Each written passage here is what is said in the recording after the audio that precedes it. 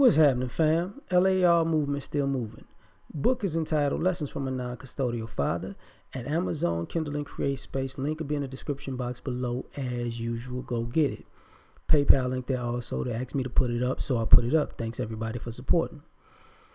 But this video is entitled Don't Let Kids Live the Deadbeat Dad Lie. I didn't want to make a video this serious on today, but forget it.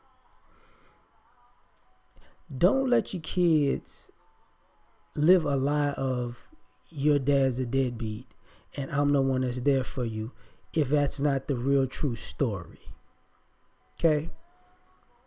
Don't create a narrative, because what's going on that I see is people are creating these narratives about parenting that aren't true so they can look good in front of their kids, their family, and their friends. And now what winds up happening is you're creating teenagers and adults with trust issues.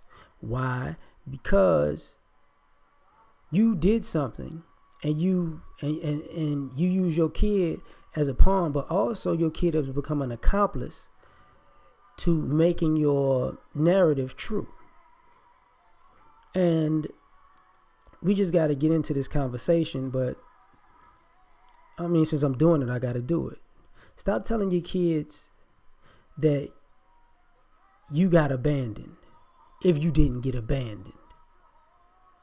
If you and a guy broke up and you go around saying you got abandoned or he left you,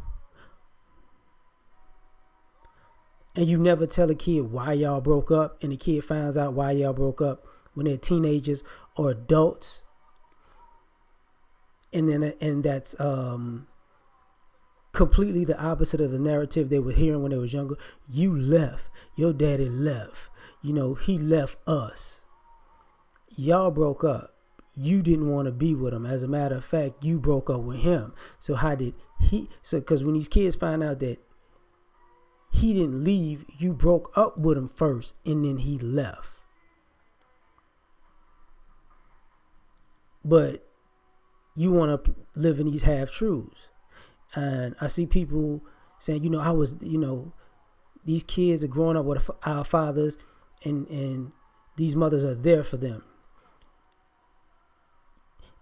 Stop painting this broad brush as if all these mothers are there because they actually care about their kids.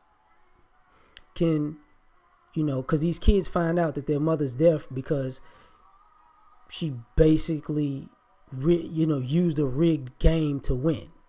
Had nothing to do with about caring about the child more than the other parent. It had more to do with the system favors me, so I'm going to use the system because it favors me.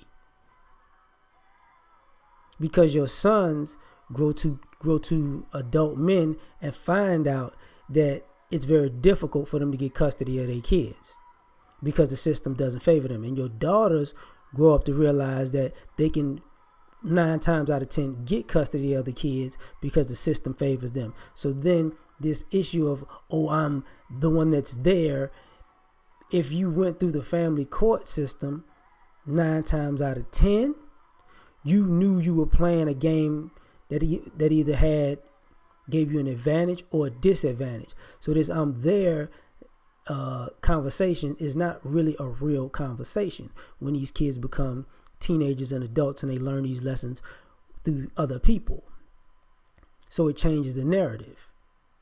Oh, like you did that on purpose. The other thing.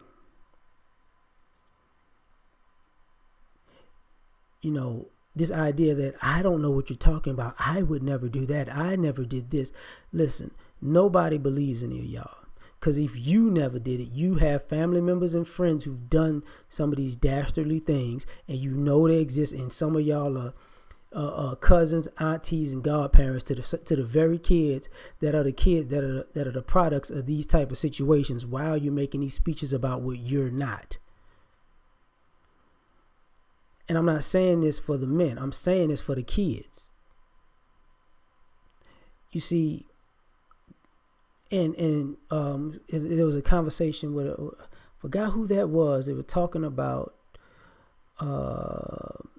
doctors and nurses and people dying when they say a lot that what winds up happening is a lot of women wind up dying alone in nursing homes and in hospitals more so than men, because more people are there for the men and their last days than they're there for the women. And the reason is because when they were kids, the "I'm there for you" conversation was a tainted, perverted conversation.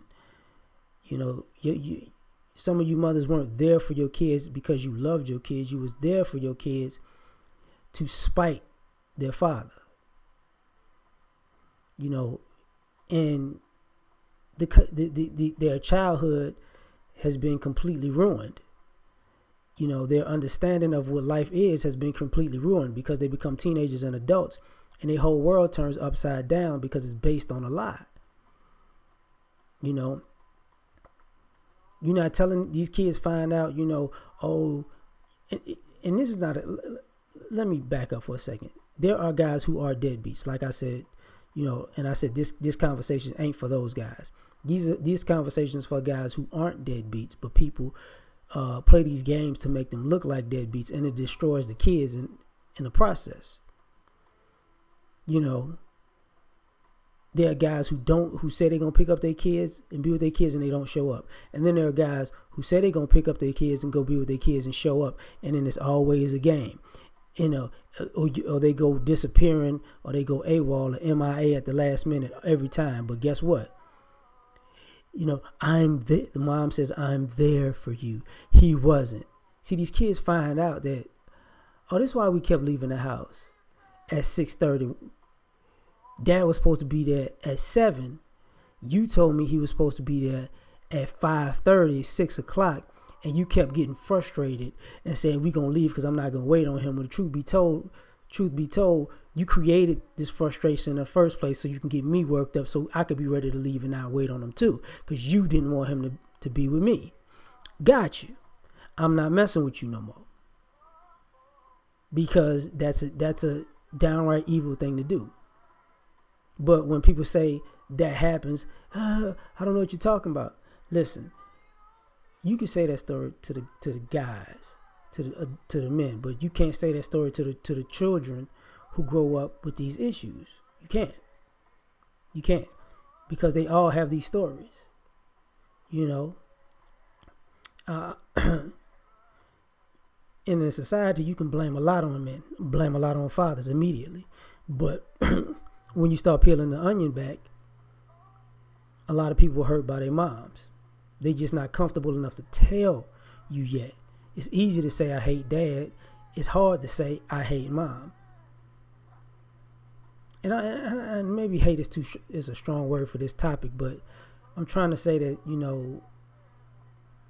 the kids grow up. The kids get you nowadays. You give these kids cell phones, smartphones, and now they still can't have conversations. They still can't FaceTime. Facebook Messenger, nothing. And this is how kids become accomplices, because now they know because they come to a point when a child knows that they're lying and they know it's wrong, but they're doing it, quote unquote, out of love and obligation. And then they hit a certain space where they're like, you know what? I've been doing this for a long time, and it doesn't make sense, because what winds up happening is, you can only live a lie for so long. And I don't understand why some of you parents create these lies as if you're going to walk off into the sunset when the truth is told that you wasn't no good. Like all of this stuff where, I did that, I was wrong, I'm sorry, I love you, you love me, let's just let it go and move on from here. Does that really happen, or does your child give you the side eye? Do you give your parents the side, your mom the side eye? Are you kind of like, I don't trust you no more? You see, that's a heartbreak that people don't like talking about.